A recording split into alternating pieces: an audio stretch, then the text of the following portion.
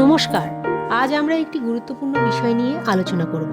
গর্ভাবস্থায় মায়ের জন্য কোন খাবারগুলি সবচেয়ে প্রয়োজন। গর্ভাবস্থা এমন একটি সময় যখন একজন মায়ের শরীরে অনেক পরিবর্তন ঘটে। এই সময় শুধু মায়ের জন্য নয়, গর্ভের শিশুর সঠিক বিকাশের জন্য সঠিক খাবার খুবই গুরুত্বপূর্ণ। তাই এই সময় খাদ্যাভ্যাসের দিকে বিশেষভাবে নজর দেওয়া দরকার। প্রথমে কথা বলি ফলের বিষয়ে। তাজা ফল গর্ভাবস্থায় খুবই উপকারী, যেমন আপেল, কলা, কমলা, ডালিম ইত্যাদি ফল শরীরকে ভিটামিন ও শক্তি দেয় এবং শরীরকে সতেজ রাখে।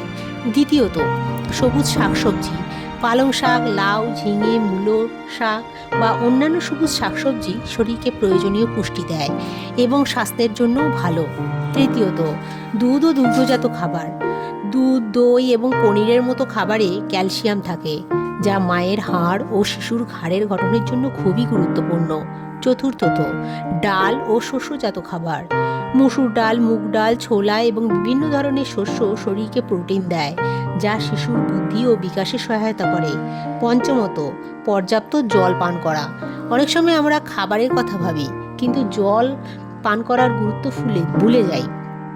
গর্ভাবস্থায় পর্যাপ্ত জল পান করা শরীরকে সুস্থ রাখতে সাহায্য করে। এছাড়াও একটি বিষয় মনে রাখা খুব জরুরি, গর্ভাবস্থায় যে কোনো খাবার খাওয়ার আগে অবশ্যই ডাক্তারের পরামর্শ নেওয়া ভালো, কারণ প্রত্যেক মায়ের শরীরের গঠন আলাদা এবং তার প্রয়োজনও আলাদা হতে পারে। খাবারের পাশাপাশি আয়রন ট্যাবলেট ও ক্যালসিয়াম ট্যাবলেট নিয়মিত নিতে হবে। ডাক্তারের পরামর্শ অনুযায়ী নিয়মিত তা গ্রহণ করলে শিশুর হাড়ের গঠন ও রক্ত তৈরি করতে সাহায্য করবে। এছাড়া গর্ভাবস্থায় কিছু কিছু মা একদম খাবার খেতে পারে না, সেক্ষেত্রে ডাক্তারের পরামর্শ মেনে চলা খুবই প্রয়োজন, কারণ শিশুর বিকাশ না হলে ব্যাহত হতে পারে। তাই আমাদের প্রত্যেকের উচিত গর্ভাবস্থায় সময় পুষ্টিকর ও সুষম খাবারের দিকে বিশেষ নজর দেওয়া। আজকের আলোচনা এখানেই শেষ করছি।